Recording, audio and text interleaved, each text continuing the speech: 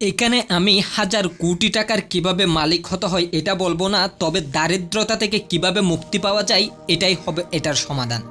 বন্ধু, তুমি নিজের মধ্যে যে পরিবর্তন চাচ্ছ, তুমি পরিবর্তনের জন্য এমন কি করছো যার কারণে তোমার জীবনে পরিবর্তন আসবে?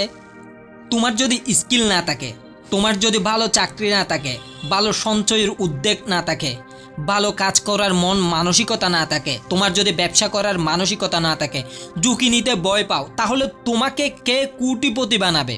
তুমি দারিদ্রতা থেকে কিভাবে মুক্তি পাবে? যতক্ষণ পর্যন্ত তুমি কিছু করতে পারবে না ততক্ষণ পর্যন্ত তুমিই দারিদ্র আর তুমিই দারিদ্র থাকবে। আর তুমি যদি বলো আমি আগামীকাল করব, কারণ আগামীকালের কোনো বর্তমান কাল হয় না, আগামীকালটা আগামীকালে থাকে। তুমি দেখো গত 5 বছর আগে যেই জায়গায় ছিলে তুমি আজও সেম জায়গায়। তোমার পরিবর্তন কই? তোমার আশেপাশে দেখো সবাই ভালো চাকরি করতেছে, ভালো জব করতেছে, কেউ কেউ বিজনেস করে লাখ লাখ টাকা ইনকাম করতেছে, অথচ তোমার পরিবর্তন এখনো হয়নি, কারণ তোমার মেন্টালিটি তুমি পরিবর্তন করতে পারোনি। একটা কথা যদি তুমি বিশ্বাস করো তোমার কোটি টাকা দরকার, তাহলে তুমি কোটিপতি হবে। যদি তুমি বিশ্বাস করো তোমার হাজার কোটি টাকা দরকার, তাহলে তুমি হাজার কোটি টাকার মালিক হবে। এটা তোমার উপর আর সম্পূর্ণ তোমার উপর। তুমি যদি সাবকনসিয়াস মাইন্ডকে বুঝাতে পারো তোমার সব কিছু লাগবে, তাহলে তুমি সব কিছু পাবে।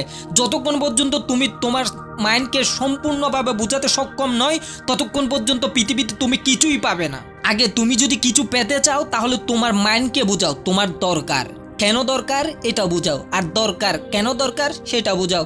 সেটা পাওয়ার পর তোমার মাইন্ড কি কাজ করবে, তোমার শরীর কোথায় যাবে, তোমার স্টেবিলিটি কতটুকু হবে সেটা মাইন্ডকে বুঝাও। এমনভাবে বুঝাও যেন সাধারণ মানুষরা সেই জায়গায় হার মানে তুমি সফলতার উচ্চ শিখরে পৌঁছে যাও। দারিদ্রতা অভিশাপ নয়, কিন্তু দারিদ্র হয়ে থেকে যাওয়াটাই অভিশাপ। দারিদ্রতা অভিশাপ নয়, কিন্তু সেই মেন্টালিটির হয়ে থাকাটা অভিশাপ। দারিদ্রতা অভিশাপ নয়।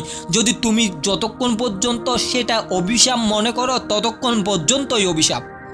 উঠে দাঁড়াও। যতক্ষণ পর্যন্ত উঠে দাঁড়াতে পারবে না ততক্ষণ পর্যন্ত উঠে দাঁড়ানোর হাত তোমাকে কেউ দিবে না। গর্তে হাতি থাকলে মশাইও কামড় মারে।